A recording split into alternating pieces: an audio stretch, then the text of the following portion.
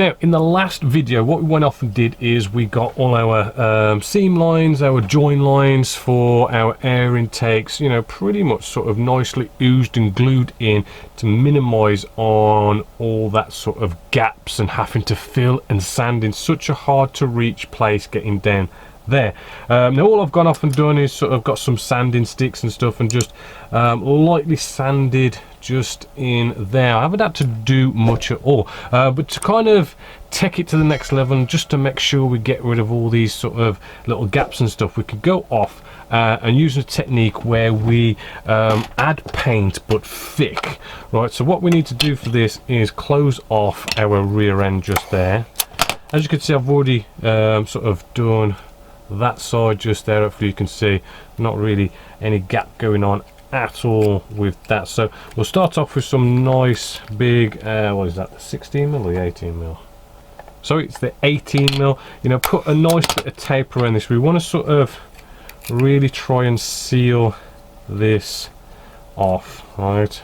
I do like to come back to, say, maybe like the 10mm or something.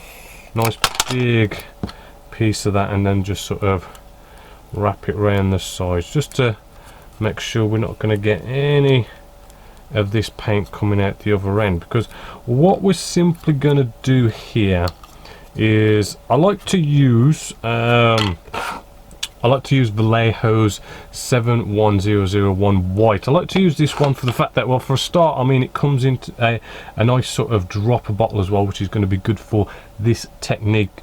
But also, I mean, Vallejo do kind of say that these model air paints can be sort of sprayed neat.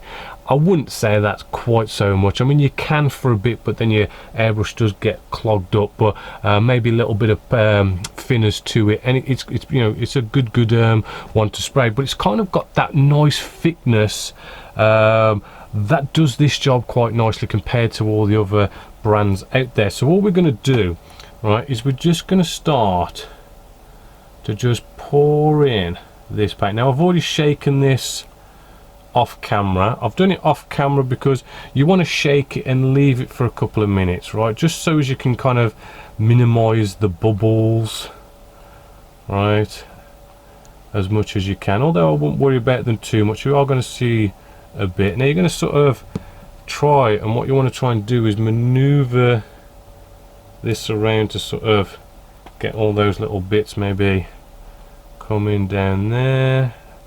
Nice big blob there.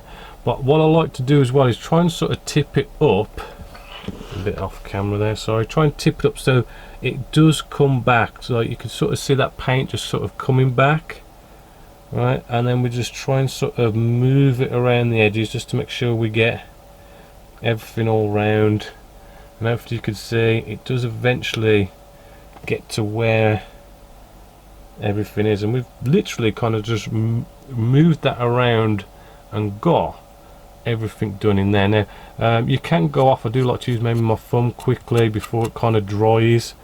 Now what you want to do is, what's going to happen is that's going to sort of go down, right, and the bubbles that you see there will sort of naturally sort of go on their own, right? So maybe just leave that like that for maybe 5 minutes just to let it kind of go down, and I'll show you the next bit. So after that's had a little bit of time to kind of gravity bring it down and sort of maybe even dry that little bit, it's going to take a long time for this stuff to dry, so I won't worry about it too much. But 5 minutes later, what we want to do is we can pour this up, so the paint, all that paint that we've got at the bottom, can then start making its way back to the front, as you can see there. And again, it's just a case of just rotating this around like so to then cover all the surfaces again to kind of give it another coat. And hopefully, as you can see, after doing that second pass, it's starting to look whiter and whiter and really sort of putting a nice thick sort of nice leveled coat on, not sort of pooling up anywhere or anything like that. It's not sort of leaving nasty marks or anything like that. It's just kind of giving this nice film cover all over. And I know there is bubbles there, you might be able to see one or two, but they do disappear over time. So again, you know, you can just pour that so it comes to the front, and it sort of stops a little bit. Hopefully, as you can see there, even it's not pouring completely out, and if you get it the right angle, and we can just pour that around. It might get a little bit stuck on the lips, like it won't kind of go fully to the edge, and you don't want it to kind of leave marks. So I mean, if you kind of just press with your thumb, right, and you get the paint to almost touch your thumb, you can run it along that edge, just to make sure you kind of get it all covered.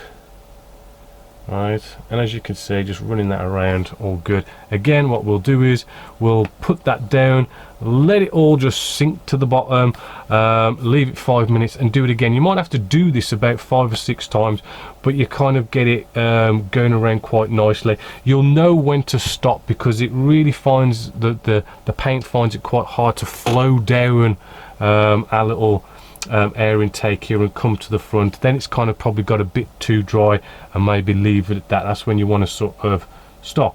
What I've gone off and done, once that's all done, obviously remove the tape. You might see a little bit here and there that maybe looks a little bit sort of flatter than the rest, so coming in with a little airbrush to kind of tidy up those little bits at the front, which I've just kind of gone off and done with this, and it really does, you know, seal in your recessed panel lines, your seam lines quite nicely, using those 2 techniques of using the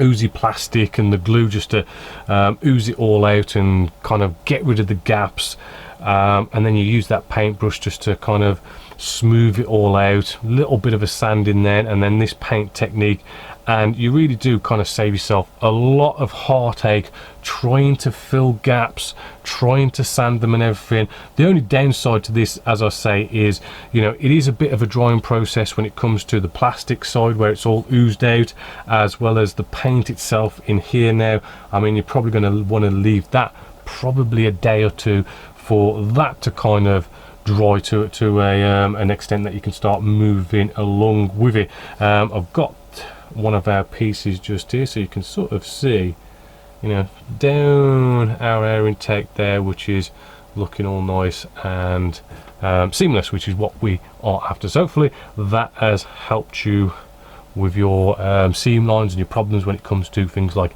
air intakes.